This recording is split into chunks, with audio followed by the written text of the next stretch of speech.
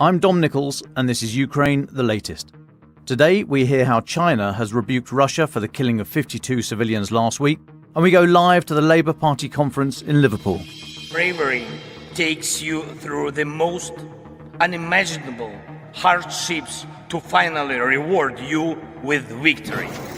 We need a military strategy for Ukraine to gain a decisive advantage on the battlefield, to win the war. Nobody's going to break us. We're strong. We're Ukrainians. Every weekday, we sit down with leading journalists from the Telegraph's London newsroom and our teams reporting on the ground to bring you the latest news and analysis on the war in Ukraine. It's Tuesday, the 10th of October, 1 year and 228 days since the full-scale invasion began. And today, I'm joined by foreign correspondent Colin Freeman, live in Ukraine, and David Knowles at the Labour Party conference in Liverpool. Plus, we have a couple of interviews later on. I started with the latest updates from Ukraine.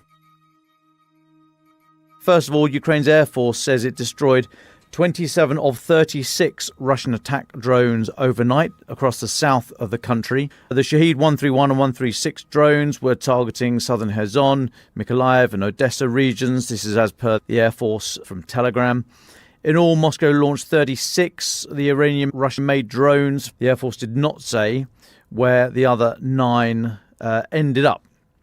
Now, next, at the UN Security Council yesterday in New York, China rebuked Russia over last week's missile attack at the funeral in Ukraine that killed 52 people. So Geng Shuang, who's China's deputy UN ambassador, said Beijing finds the heavy civilian casualties in the attack on the village of Hroza as concerning. That was the word he used, concerning, which doesn't sound massively strong, but in Chinese diplomacy, that is significant. They very, very rarely say anything publicly against Moscow's message. We've seen it before briefly when Putin's been rattling the nuclear sabre, but very rare do we see an intervention like this, and certainly in a forum such as the UN Security Council. So I think it is worth noting. Now, you'll remember at least 52 people were killed in Thursday's strike last week. A Russian Iskander ballistic missile hit the memorial service. That was one of the biggest losses of life since the start of the full-scale invasion.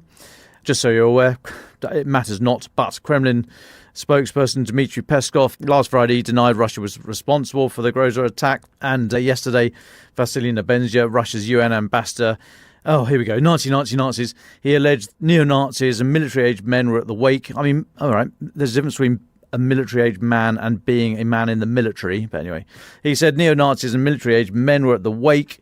He told the UN Security Council that the soldier being buried was a high-ranking Ukrainian nationalist, which I think is utter nonsense. Oh, here we go again, with a lot of neo-Nazis accomplices attending. So, if in doubt, just hit the Nazi button. Nazi, Nazi, Nazi. They're all Nazis. Next, Ukrainian authorities are investigating 260 criminal cases involving alleged violations at military recruitment offices. This comes out of the State Bureau of Investigations, the SBI.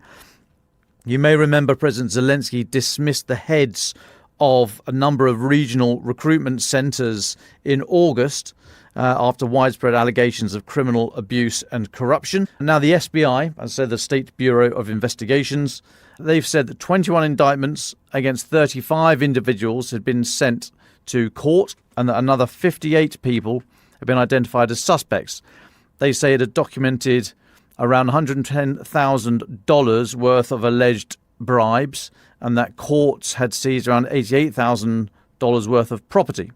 In a statement, the SBI said, although the vast majority of employees conscientiously perform their duties, in many regions there are cases of abusing official positions or exceeding authority.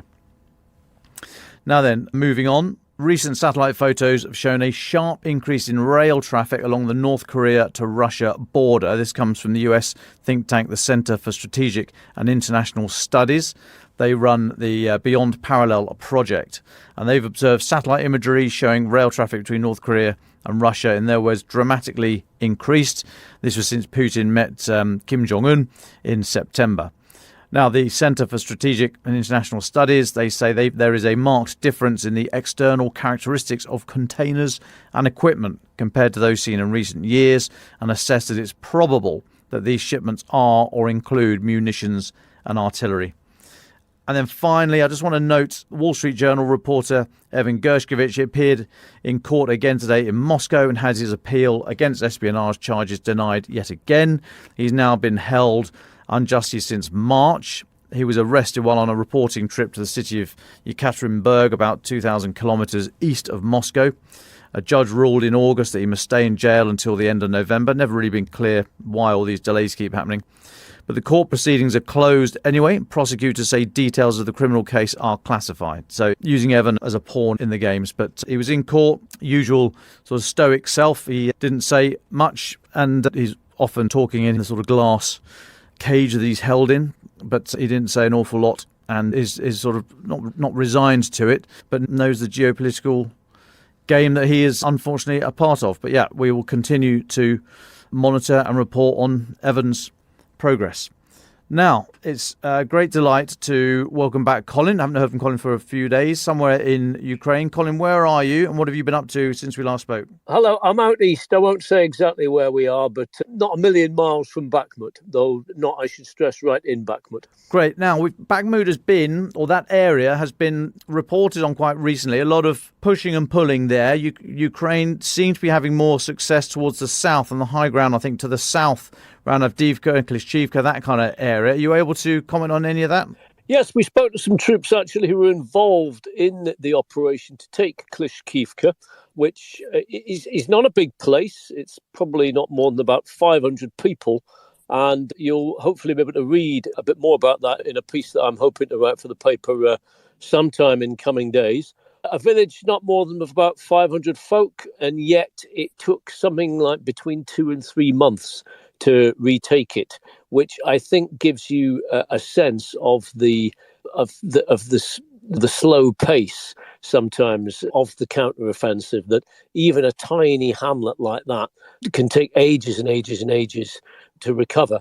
You know, we often think of Bakhmut as being a battle for a small and relatively insignificant place. This village, Klishchiivka, is far smaller than that. But that is the reality of the fighting here, that every scrap of territory is fought over very, very hard. The Russians were apparently putting up a very strong fight. So while it may have been a small amount of territory to take, the Ukrainians were very pleased to get their hands on it. And indeed, the unit I spoke to, they said that on the night that the flag finally went up in Klishchiivka, President Zelensky gave them a mention in dispatches in his nightly video address.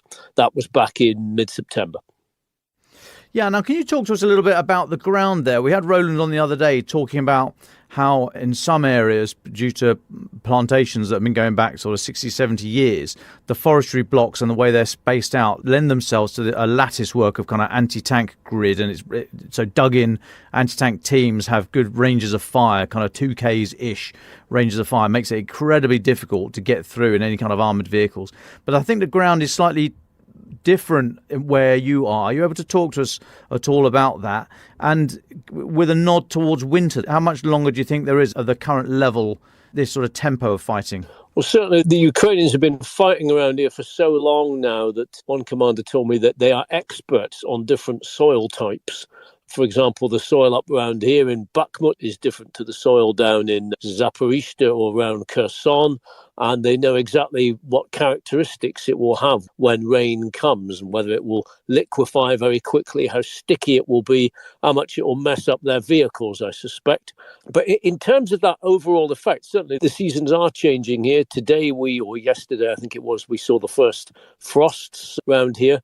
That you get different answers as to what exact effect the changing of the seasons will have. The standard reasoning, as you may have read a lot of, is that once the rains come, which precede the winter freeze, there is a long period of several weeks of very, very wet and muddy weather where, all the fields over which all these kind of most of the military forces here have built rat runs dug into these earth fields. All that will turn into just a quagmire, and effectively the fighting will stop. But again, it depends what aspect of the armed forces you're asking. For example, the tank commanders say, look, we can carry on, we can drive over muddy ground if we want. Some of the infantry guys say, no, it does really slow us up. And others are pointing out, look, this time last year we carried on fighting nonetheless. But I think overall there will be a bit of a reduction in the tempo. Certainly, that seems to be the consensus, even if the fighting does still go on. One thing that did stick in my mind, that we were talking to Daniel Ridley. I was up meeting him, who some listeners may remember has been on the podcast a few times before. He's a former British soldier. He's been out here for a few years. He actually served as a full-time soldier with the Ukrainian army for several years, and is now running the Trident Defense Initiative, which is a training program up near Kharkiv.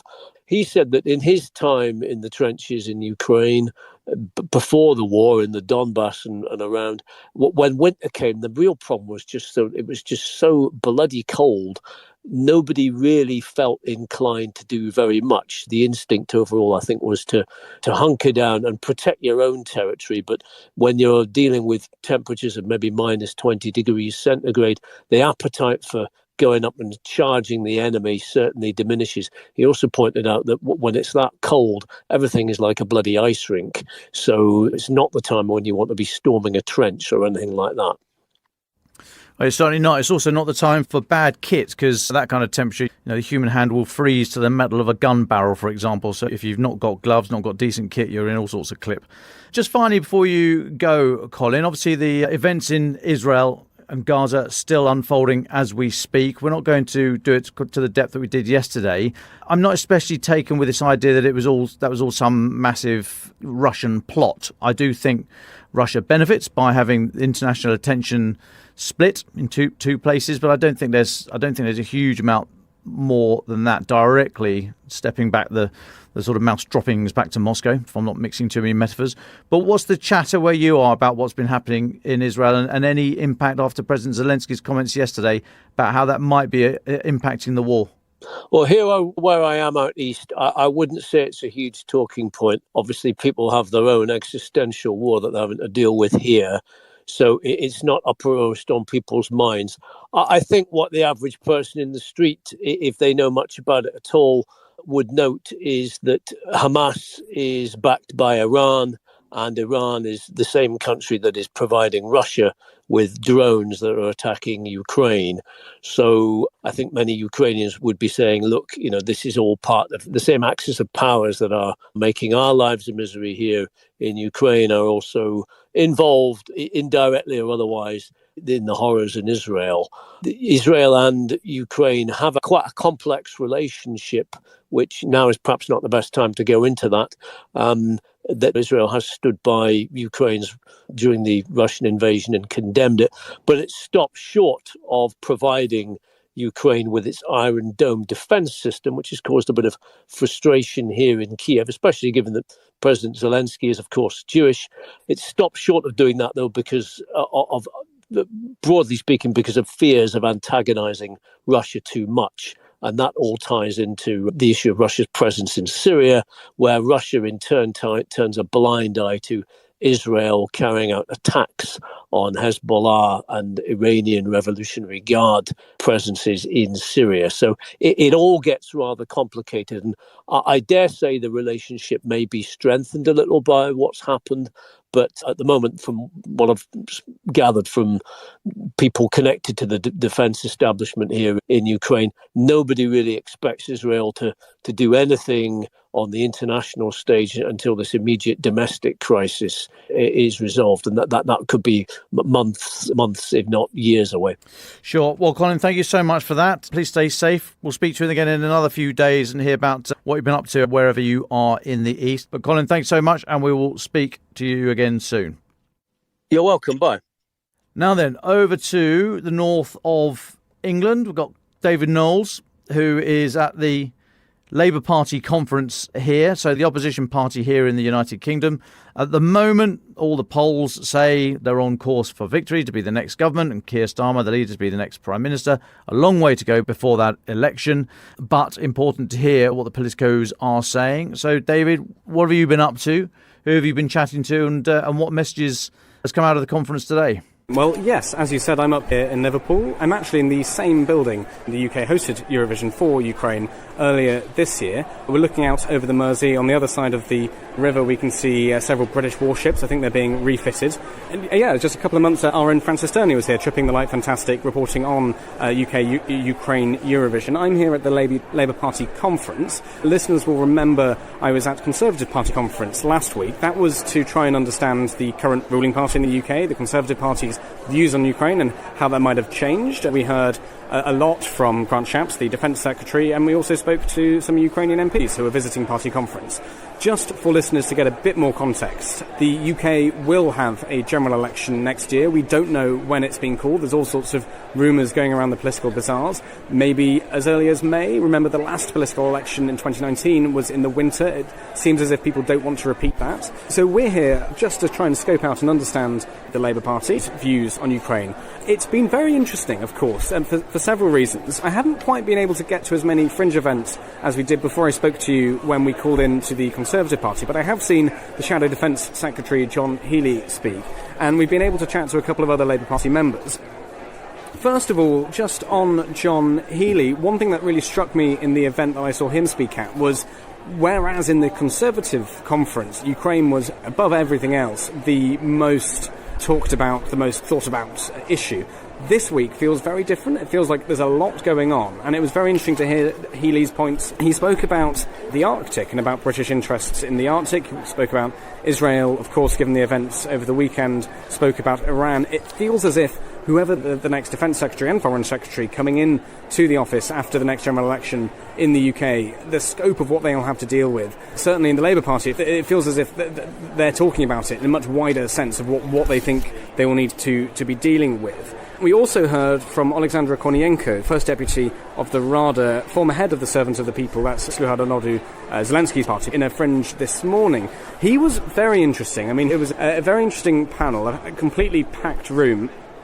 He spoke about his own children's experience of the Russian invasion. He spoke about them just a month ago. He spoke about how Shahid drones being fired at Kiev and his children continuing to sleep because it's a thing that happens so regularly that they weren't particularly perturbed by it, which I thought was, you could hear the people in the room. There was some silence when he said that.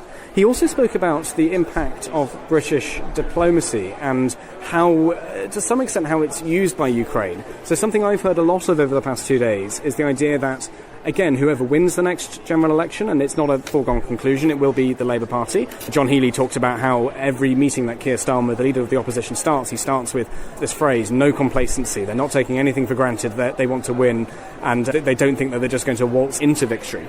But something that's Healey spoke about, and I think Lammy's Shadow Foreign Secretary has spoken about, is the idea that Britain needs to continue being proactive and leading on support for Ukraine. And now, what does that actually mean practically? There's obviously one answer, which is it means further weapon support, sending more things to Ukraine, although, as we know from the past few weeks, there are questions, of course, of what more Britain can give and should give.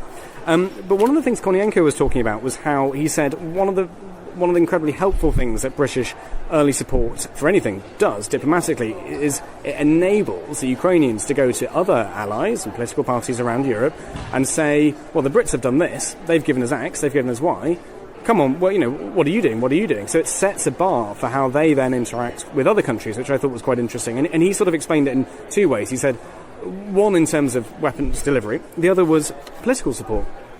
So one of the things we've been talking about a little bit, and I'll explain later maybe, Dom, if you'd like, is just trying to understand how the Labour Party and the British left, its level of support for Ukraine and how that's changed over the years. You'll remember that the previous leader of the Labour Party was Jeremy Corbyn, who lost to Boris Johnson in 2019, who had been accused of being soft on Russia and Russian policy. So it's still a live question, I think, within parts of the British left about support for Ukraine, and that's something we've been... You'll hear that in some of the interviews I've been doing later, so I won't go into it too much now. But Kornienko was quite interesting because he said the bipartisan nature of the British support so far for Ukraine, that's to say, it is not an issue of contention between the Labour Party in opposition and the Conservative Party in government. The fact that, as you know, we spent a lot of Conservative conference asking Conservative MPs, were they worried about Labour potentially being in power when it came to Ukraine, and we just got a blanket no. They told us they're great to work with, and we have confidence it shouldn't be a bipartisan issue.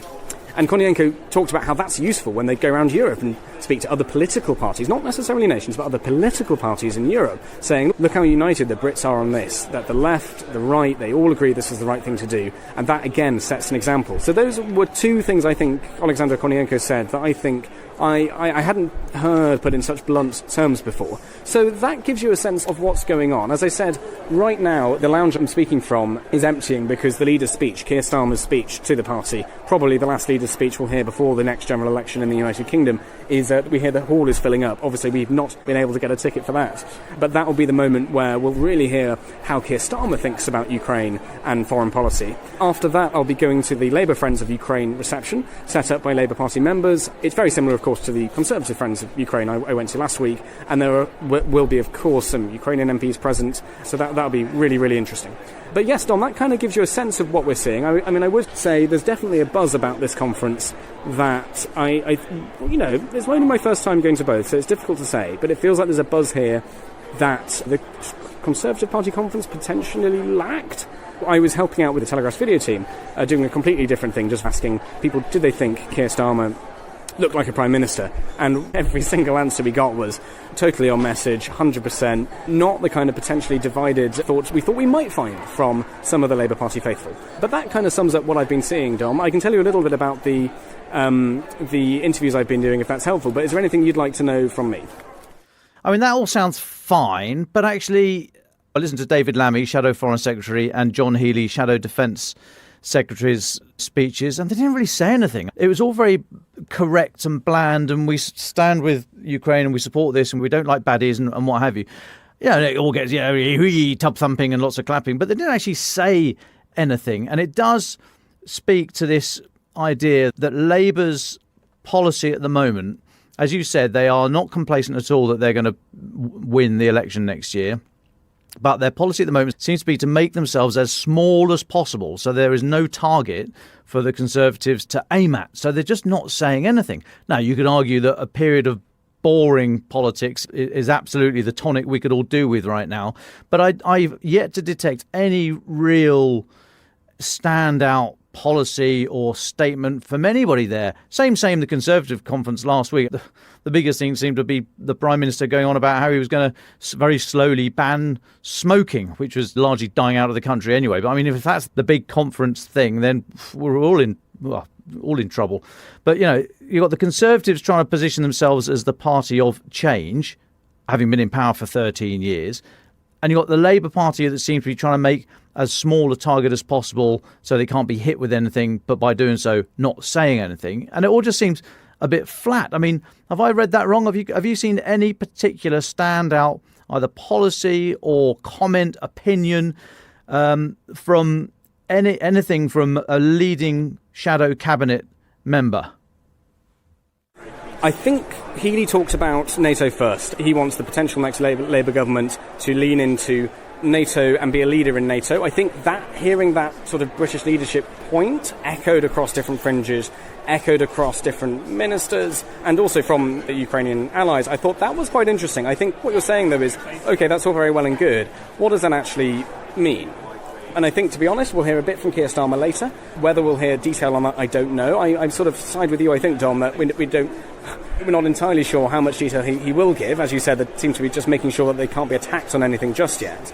But I think what you'll hear in some of the interviews I've done, as I alluded to earlier, the left, the British left, and maybe across Europe as well, we've seen it, does have an issue when it comes to Russia. Certainly it's had a big issue historically. And I spoke to Paul Mason, journalist and Labour member, former economics editor at Channel 4 News, about this, and he gave quite an interesting history in his take. And he's very, very left-wing and very, very pro-Ukraine. So it was very interesting talking to him about some of his ideas of why this has happened, how this is changing. And he did make the point that, it's not a thing which is over.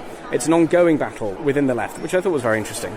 Yeah, I think you're basically right. I think the aim of this conference, and apologies to listeners, this is getting a bit inside baseball, a bit inside British politics, but we think this is useful just to try and give a sense of how the war in Ukraine and policy to Ukraine is playing out on a sort of local national level.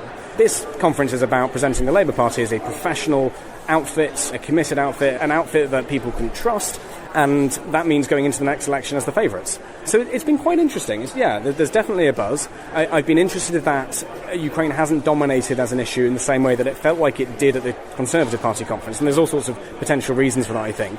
But that's certainly something I've noticed. But I'll have to come back to you later, I think, after Keir Starmer's speech and after some of the contacts we'll make at the Ukraine Labour reception to get a bit more of a sense of how parliamentarians are feeling about this. So we'll wrap it up there. I'll be keen to hear which of the two party conferences has just been more fun, either more chitter-chatter or more or craziness at the bar. Right, David, final thoughts.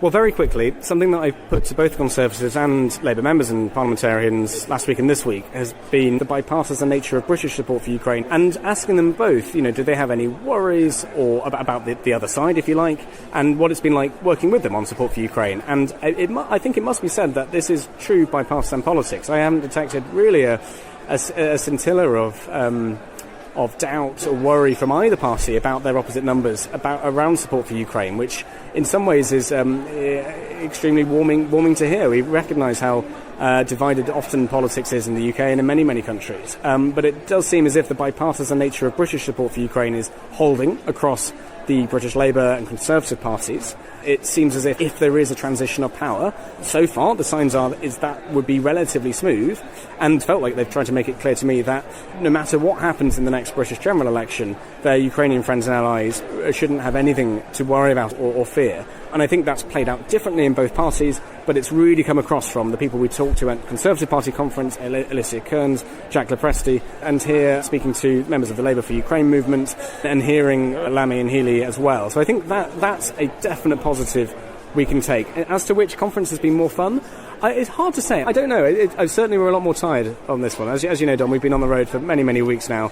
I was in Ukraine in June, we've been in Washington, we're in Manchester, we're in Liverpool. We're very, very exhausted. I think they've both got advantages and disadvantages, and I'll probably have to leave it there.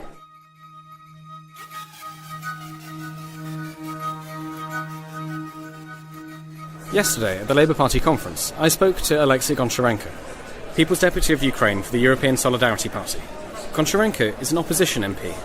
The party he's a member of is led by Petro Poroshenko, Ukraine's former president, defeated by Zelensky in 2019. We spoke about Ukrainian politics, his views of British support to Ukraine, and I think you'll find it interesting. He was fairly blunt with his criticisms of the current Ukrainian administration. Here's our conversation. Well, thank you so much for your time. Could you just introduce yourself to our listeners? My name is Alexei Goncharenko, member of the Parliament of Ukraine and member of the Parliamentary Assembly of the Council of Europe. Can you tell us why you've come to Labour conference? We in Ukraine very closely are following the political situation in the United Kingdom because it's one of our key allies, and it's clear that Labour Party has high chances to win next elections in 1 year. And taking into account that next autumn will be critical and very important because also there will be elections in the United States. And we see that there is a chance that forces who wants the United States to leave the world stage, or at least partly leave it, can take a lead. And in this case, that will be a crucial role for the United Kingdom to lead. As in February 2022, when the United Kingdom did it, and I just want to spread a message that possible Labour government should be prepared not just to support Ukraine, because we have bipartisan support in the UK, and we appreciate it and we are very thankful for this, but also to lead the efforts of the free world. And that is a much more difficult task. That's why I am here to spread this message, to inform, also to keep Ukraine in the focus of Labour conference and of political elites in the United Kingdom. I was at Conservative Party conference last week, and it was clear there really that Ukraine was almost the dominant issue. But in the fringe we've just been in, lots of different things were talked about. Iran, obviously Israel after the news over the weekend. How worried are you that Ukraine will fall off the front pages? I think it will not happen, and I see a lot of support. But it's work. It's already something we should do and we should work on. In order to remind about Ukraine, about the importance of Ukraine, and even the situation in the Middle East. It shows that when we were saying that blocking of the Black Sea, which directly hurt world food security and which led to change of and increasing of food prices in the world, it's also one of the reasons what had happened in Gaza city and of these awful terrorist attacks and even terrorist war against Israel from Hamas. So there is a risk of losing attention to Ukraine, and we need to tackle this challenge, and we need to work in order to keep the focus on Ukraine, because this is crucial. And as John Healey, Shadow Defense Secretary, said, that protection of the United Kingdom today starts on Ukrainian soil, because Ukraine is fighting not just for itself. What do you make so far of Labour's support for Ukraine? Do you feel reassured coming here and seeing it for yourself? Yeah, I see this support. I feel this support. I see that Ukrainian topic is high on the agenda, and that's good. We need to continue to work with both Conservatives and Labour in the United Kingdom, also in order to inform them what's going on, to explain what is important. So I can tell you that I am satisfied with what I see. And also, I hope to push it even forward and further. Shadow Secretary Lemmy said that today, that Ukraine has a rightful path to NATO, has all the right to move to NATO.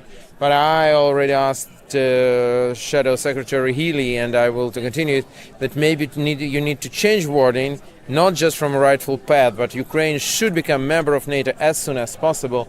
So the wording matters. So we need, again, the United Kingdom showed leadership, and I think should continue to show leadership on Ukraine, and that is very important for us. If you were able to speak to Keir Starmer, potentially the next Prime Minister of the United Kingdom, what would you say to him in a sentence? First, what I told you, that he should be prepared to lead the free world in support of Ukraine immediately after, if and after he will become Prime Minister.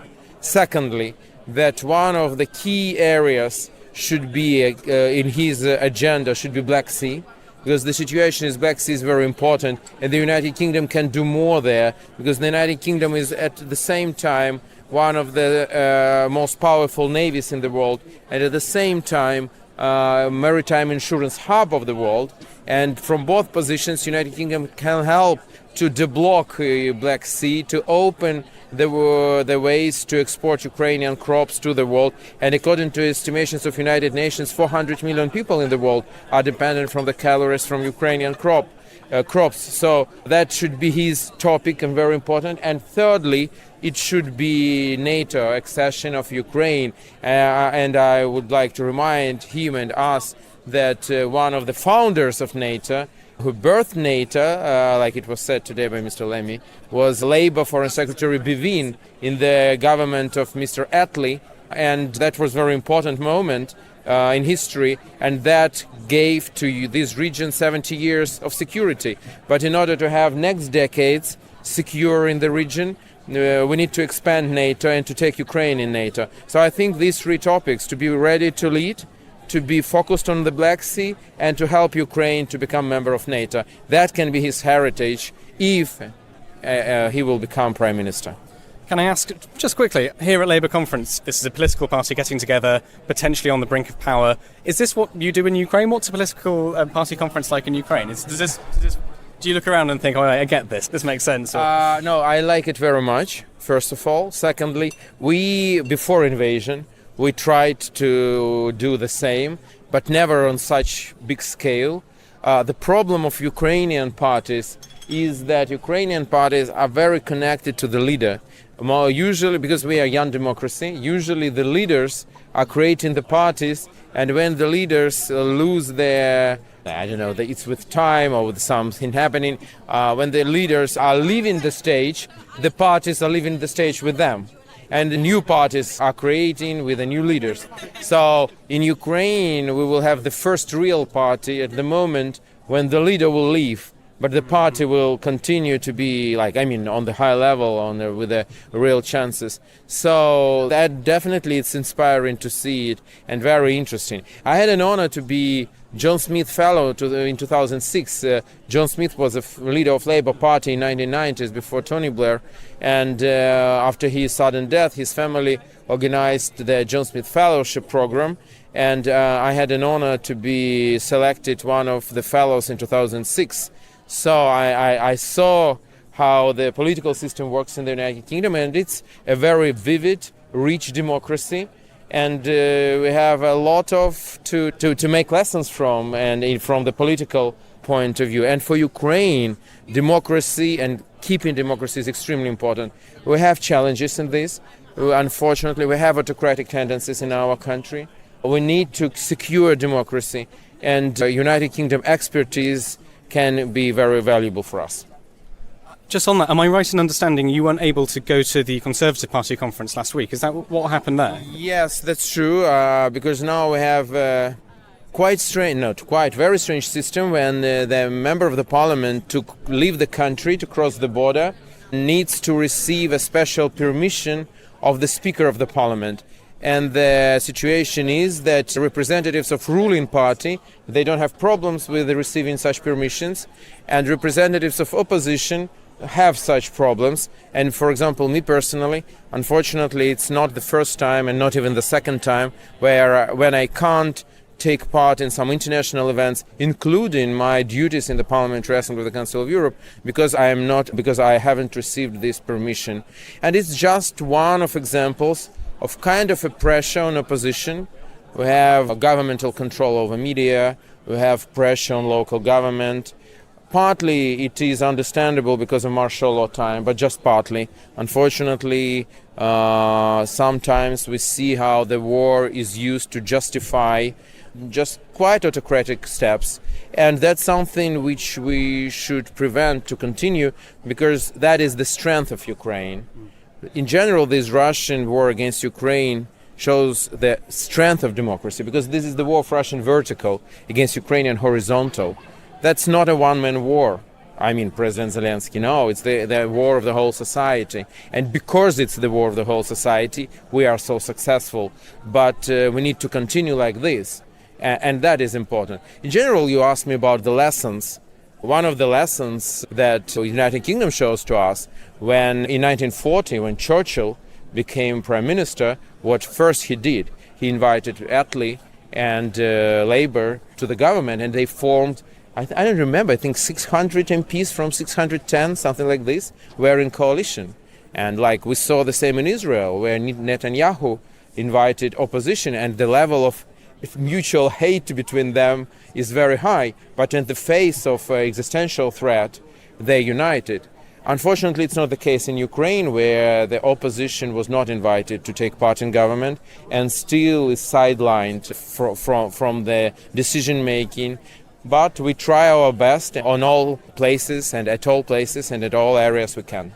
Just finally, some of the issues you think you see within Ukrainian democracy, do you think they're getting worse now after nearly 20 months of war? Or do you see are there any reasons to hope as well? No, the hope is absolutely here, because Ukrainian people defended democracy many times. Ukrainian people defended it in 2004, Ukrainian people defended it in 2013-14. Then Ukrainian people are defending our democracy with the weapons in their hands now. So I am absolutely sure that Ukrainian people will not give possibility to anybody to take their freedom. So I am absolutely sure about this. But speaking what dynamics we have, the dynamics is not good. I mean, we see that is when it's in the human nature. Nobody wants to be asked. And when the government cannot be asked for 1 month, 6 months, 12 months, 11 months, 18 months, 19 months, they just got used to this. They got used, and that is bad story. They should not be in a warm bath. There should be debate, there should be discussion around how to win, not about anything else. Because all of us were united in our desire to win over Russia. But how to reach this? What should be a strategy? What should be priorities? That is something which should be debated. That's the strength of democracy, because that makes you're taking all possible points of view, all expertise, and by this you're making the best decisions. Because everybody can make mistakes. Is there anything we haven't spoken about that you think is important for our listeners to hear? I just want to say a great thank you to people of the United Kingdom for all support. I can tell you, I see many countries and I know situation there, and really in many countries we see some kind of wavering of support, and I don't see it fortunately in the United Kingdom, and that's why it's so important for us that UK will continue like this and can really lead.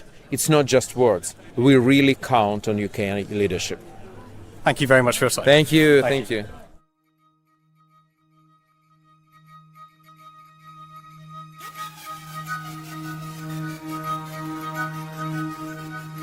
Thank you very much, Alexei. Earlier today, I also spoke to Paul Mason. Paul Mason has written frequently about his support for Ukraine from a left-wing British perspective. I wanted to understand more about the left, Russia and Ukraine. Certainly in Britain, there's a lot of accusations that some members of the left-wing parties have been soft on Russia.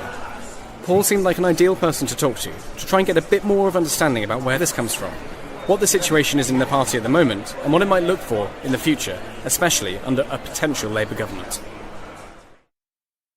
I'm Paul Mason. I'm a journalist. I work for the New European. I write opinion pieces for some European newspapers. I am a prolific book writer working on the history of communism. And in the context of this interview, I've been active in the British Labour movement in support of Ukraine since before the invasion. And a lot of my writing is an attempt to do thought leadership about what the left should do about the challenge of the systemic competition we find ourselves in with Russia. One of the accusations towards the left broadly has been that it's, especially in the UK, soft on Russia historically. Could you give us your sense of why this is, and maybe a bit of the history of the left and Russia? There's one obvious reason why the left would be soft on Russia, and that is the existence of the Soviet Union from 1917 to 1991. I come from a part of the left that is anti-Stalinist, and I am 63, and I've spent my years since my mid-teens fighting against the influence of orthodox communism. And we have to remember that although the Soviet Union itself died, and the old nostalgic sort of reenactment groups, the old communist parties, have died out. They're mainly living on the legacies of people who have deceased. Unfortunately, a new kind of left has grown up that is, by definition, anti-humanist. And its sources are not the Soviet Union, its sources are academic anti-humanist philosophy, and they found it very easy to pick up the themes of post-Soviet Russian imperialism, and indeed Chinese quote-unquote anti-imperialism, which says there is no universal rights, there is no universal principles, the Charter System 1945 is dead, we're in a multipolar world where your version of democracy in the West is imperialist, and my version, where the Communist Party of China is the only party and a bunch of advisory parties are allowed to exist, that's equally democratic. The problem, in other words, that people like me are facing is not just an old problem, it's a revived problem. Stalinism is not a zombie ideology, it's a living ideology. Just for our listeners, especially in the US, could you give us your views on the Labour Party? We're here at Labour Conference. There's Keir Starmer could be the next Prime Minister, but of course the previous leader of the Labour Party was Jeremy Corbyn, who was criticised for being soft. And I was someone who tried to work with and collaborate with Corbyn. And indeed Keir Starmer was in his shadow cabinet, and so was John Healey, the Shadow Defence Secretary, current Shadow Defence Secretary. So Labour's position is quite clear. We are 100% in support of Ukraine. And it's been clear from the day one, indeed before day one of the conflict, and the current leadership took action against 11 MPs who mistakenly signed up to a kind of quasi-pacifist declaration saying it's partly NATO's fault. They were told you either unsign it or you're out. And one of them, Jeremy Corbyn, is permanently out. The others rolled back, I think largely because they weren't thinking clearly enough. The real question for Labour is not has it maintained a 100% record of bipartisan support for this government, which it has. And indeed I know from the context that it has had behind the scenes, the Secretary of State for Defence, Ben Wallace, proactively brought his Labour opposite number into not the decision making but the information loop. We're going to send in laws, this is what we're doing. That's not the question. The question is, how do we maintain the proactivity? A new government, hopefully, I'm a Labour Party member and activist, new government, hopefully we get into power in the next 12 months. Always finding your feet, 3 a.m, walk into the Ministry of Defence. What do you find? What do you find that you don't know? Does that knock you back from the levels of proactivity? Because Britain has, even compared to the United States at one point, Britain has been, if not the biggest giver, it's been the most proactive mover of the agenda on tanks, on F-16s, on the mere idea of the Ramstein format. We need in Labour to be able to steel ourselves to commit to maintaining Britain's leadership role among the European allies in support of Ukraine. Could you just talk us through how you get to your position of support for Ukraine from a left-wing perspective? I think that's an interesting comparison, as you said, the not zombie Stalinist. Unfortunately, there are two lefts. The Marxist historian E.P. Thompson said there are two Marxisms. One's a doctrine of unreason and one is a critical reasoning part of the Enlightenment tradition. And they're actually, over Ukraine, at war with each other. Your listeners may not know, but my emails were hacked, apparently by the GRU. I'm the subject of a consistent slander campaign by Russian proxy mouthpieces, both in the United States and here, simply for taking a high-profile stance in defence of Ukraine. How do I get there? Well, there's three sources of this on the left. I'm a member of Ukraine Solidarity Campaign, which is a left-leaning campaign here in the UK. One is the trade unions. The trade unions have been the strongest supporters, actually, of Ukraine, because many of them, above all the mining union, NUM, which now, of course, there are no active mines left in Britain, but there are many old miners who've spent their younger days going to Donbass and building solidarity with Ukrainian miners. Many of the Ukrainian mining workforce are Russian speakers. So the idea that this is all about Russian speakers desiring independence and breakaway was known to be rubbish to large numbers of ex-miners. So when I went to Kiev on the eve of the current war, one of the people who came with me was the leader of the miners' union. So that's the first thing. The second thing is you've got to remember when Vladimir Putin talks about the illegitimacy of Ukraine, he cites Lenin. He says Lenin created this artificial state. The Leninist position, whether you like it or not, was always that Ukraine was a state, that it had the right to secede. That was the line in the Soviet constitution.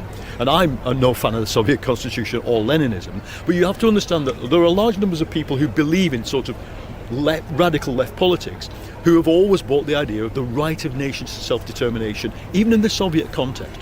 And then the third kind of source for this, I would say, is the fact that there is a thriving left in Ukraine. I'm not talking about the banned political parties who are Russian aligned, specifically German Social Democracy and the German Left Party, which is very dodgy now on the Ukraine, but they have these things called Stiftungen, foundations, which capacity build in other countries for left-wing politics. And both the Social Democrats and the left in Germany have built and supported social democratic and left-wing parties and movements in Ukraine. And when I was there to speak with, to do seminars with, to build solidarity with two groups, one of which is Sozialny Ruch, which means social movement, the other one is SD Platform, which is the social democratic platform. They're tiny in terms of, they have no members of the Rada, but they're tiny in terms of political footprint, but what they've been able to do is to allow left-wing people like me to have a point of contact inside Ukraine that isn't the sort of the right of politics. What do you say to your Ukrainian friends and counterparts and so on who maybe voice some worry about Labour as the next party of government? How do you convince them that if Labour wins the next election? I will say this, that is Labour's task.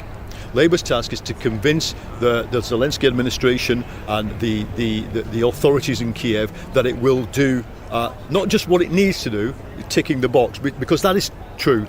It's that it will remain proactive and be a leading partner in Europe for deterring Vladimir Putin. Now, how do we convince them? First of all, through what we say. I was with John Healey yesterday, the Shadow Defence Secretary, and he said exactly that. Our aspiration is to be the leader of the leading European NATO country. Now, Labour's not making any commitments to spending right now. That's their choice. I'm a simple rank and file member. I would prefer them to do that. But it's pretty obvious that they're going to have to spend more to be able to meet that commitment, both in terms of our own land deterrent capability in NATO, within NATO, what we're about to offer NATO in its new force structure, and what we're able to do in terms of feeding Ukraine's war machine. I will say, I know, because I have personal contact with them at this level, that the leadership of the Labour Party are absolutely morally committed to Ukraine. It's my concern, if I was in the Ukrainian side, would be, is British civil society and is the left of British civil society. There, we're not. I think the jury is out. We have a persuading job to do with the left of British civil society, because the voices of what you might call the pro-BRICS plus, people who think it's great that the world order is falling apart, are not tiny.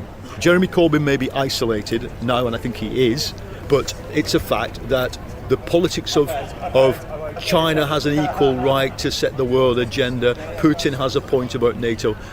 You'll hear them in pubs. You'll hear them among the right, of course, and the far right in Britain. But it is there. And ultimately, Labour has always been a pacifist party. Its first 4 or 5 leaders were pacifists, and it had to snap out of that in the mid-30s. And I think the leadership had no problem here, understanding that now is the time for rearmament. The Labour movement needs to be equally, it needs to go through the kind of transformation that the Zeitenwende, that the Attlee period saw. That it was a big change, actually, and I think we're in the middle of it. I don't think we're at the end of it here in the Labour movement. That's really fascinating. My final question, one of the sort of goals of Russian foreign policy is to create this, as you kind of just mentioned it, this multipolar world, because my understanding is they feel like they're freer to operate, there are fewer constraints. Do you think with the weekend's tragic news from Israel that we're in that place now already? I think I would describe myself as a Labour Party member as an idealist in a realist world. That is, I like Attlee. Attlee went in the Second World War saying we must build a world government. Even though we're now signing up to the reality that the League of Nations has fallen apart, we're at world war, the outcome of this war must be a European and a world government, the UN. Attlee and Bevin said this. That's where I am now in terms of what we need to do. And I think that the Hamas terror attack on Israel is, for me, another symptom. It's what I'm saying to people this week. You want a multipolar world, this is what it looks like. It doesn't look like some kind of peaceful coexistence between China, Russia and America and India. It looks like chaos at the periphery. And Israel is not the periphery.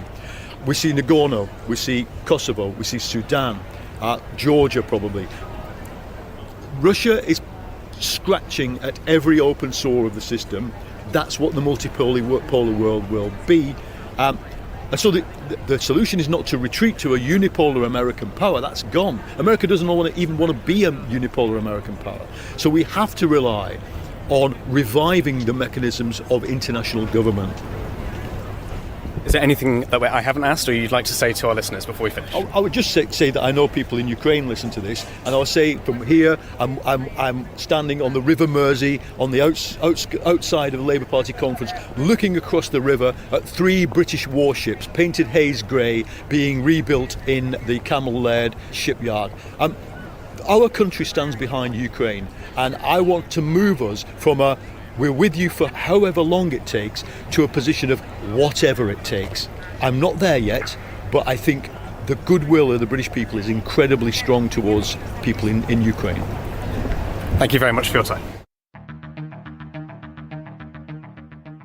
Ukraine the Latest is an original podcast from The Telegraph. To stay on top of all of our Ukraine news, analysis and dispatches from the ground, subscribe to The Telegraph. You can get your first 3 months for just £1 at www.telegraph.co.uk/Ukraine the Latest. Or sign up to Dispatches, our Ukraine newsletter, which brings stories from our award-winning foreign correspondents straight to your inbox. We also have a Ukraine live blog on our website where you can follow updates as they come in throughout the day, including insights from regular contributors to this podcast. You can listen to this conversation live at 1 p.m. London time each weekday on Twitter Spaces. Follow The Telegraph on Twitter so that you don't miss it. To our listeners on YouTube, please note that due to issues beyond our control, there is sometimes a delay between broadcast and upload, so if you want to hear Ukraine the Latest as soon as it's released, do refer to podcast apps. If you appreciated this podcast, please consider following Ukraine the Latest on your preferred podcast app, and if you have a moment, leave a review, as it helps others find the show. As the disinformation war ramps up, we are relying on your support more than ever. You can also get in touch directly to ask questions or give comments by emailing ukrainepod@telegraph.co.uk, and we do read every message. You can also contact us directly on Twitter. You can find our Twitter handles in the description for this episode. As ever, we are especially interested to hear where you are listening from around the world. Ukraine the Latest was today produced by Rachel Porter and Giles Gear. Executive producers are David Knowles and Louisa Wells.